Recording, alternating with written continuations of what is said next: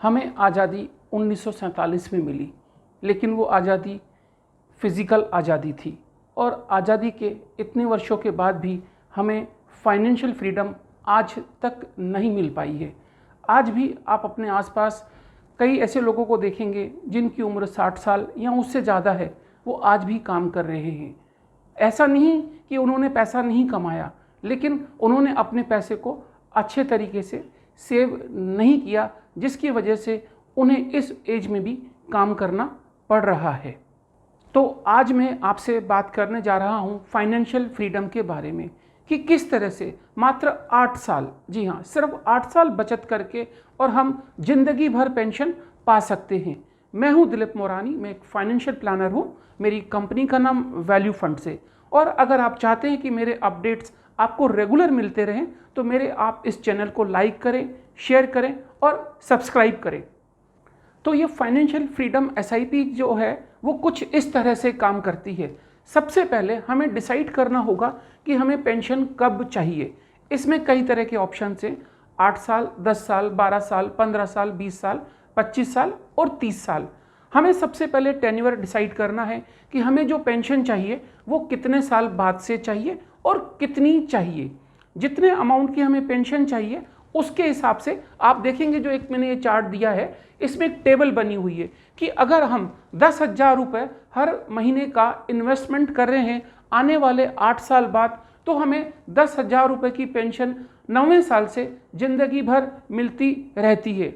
और वही 10,000 रुपये अगर हम 10 साल के लिए इन्वेस्टमेंट कर रहे हैं तो हमें 15,000 रुपये महीने की पेंशन लाइफ लॉन्ग मिल रही है 11वें साल से।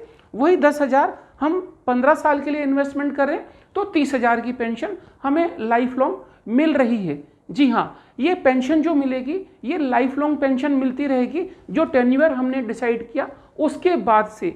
और सबसे बड़ा इसका एक और प्लस पॉइंट है कि ये जो SIP है, जब हम इसका भुगतान कर रहे हैं SIP का, जो हम 10,000 रुपये हर महीने जमा करा रहे हैं, जो टेन्योर हमने डिसाइड किया है, इस टेन्योर के ड्यूरेशन में अगर जो पर्सन डिपॉजिट कर रहा है उसके साथ कोई कैजुअलिटी हो जाती है तो इसमें इंश्योरेंस कवर भी फ्री दिया हुआ है, जिसकी वैल्यूएशन मैक्सिमम जो है वो 50 लाख रुपए तक की है।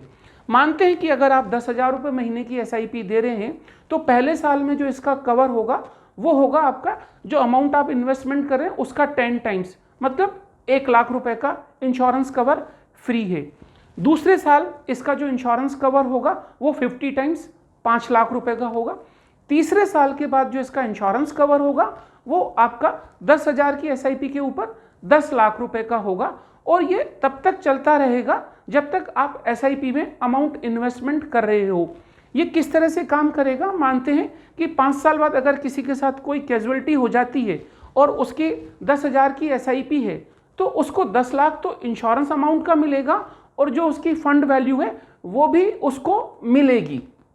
मेरा जो इसमें आपको रिकमेंडेशन रहेगा वो एटलीस्ट जो हम SIP लें कम से कम 15 साल की ज़रूर लें, क्योंकि 15 साल में हम देखें कि जो हम अमाउंट इन्वेस्ट कर रहे हैं उसकी एक अच्छे अमाउंट की हमें पेंशन मिल रही है। तो 15 साल एक हमारा टारगेट ड्यूरेशन होना चाहिए, उससे कम की मैं इसमें आपको रिकमेंड नहीं करता हूँ। साथ ही मैं चाहता हूँ कि ये जो SIP है आप अपने घर के अंदर जो फीमेल्स हैं उनके नाम से ज़रूर लें, क्योंकि मेल के पास तो फिर भी अर्निंग सोर्स होता है, लेकिन लेटर एज में आप देखेंगे कि फीमेल्स के पास में वो टोटली डिपेंडेंट्स होती हैं अपने हस्बैंड की इनकम के ऊपर। तो एटलीस्ट आप अपनी वाइफ या अपनी डॉटर या अपनी मदर जिनकी एज 50 साल 45 साल है उनके नाम से आप ज़रूर लें, जैसे कि उनको आने वाले समय में किसी के ऊपर डिपेंड नहीं होना पड़े और उनके पास अपने एक्सपेंस के लिए एक रेगुलर इनकम हमेशा के लिए बनी रहे।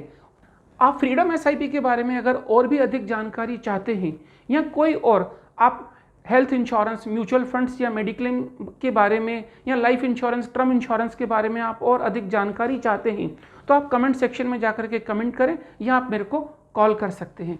धन्यवाद।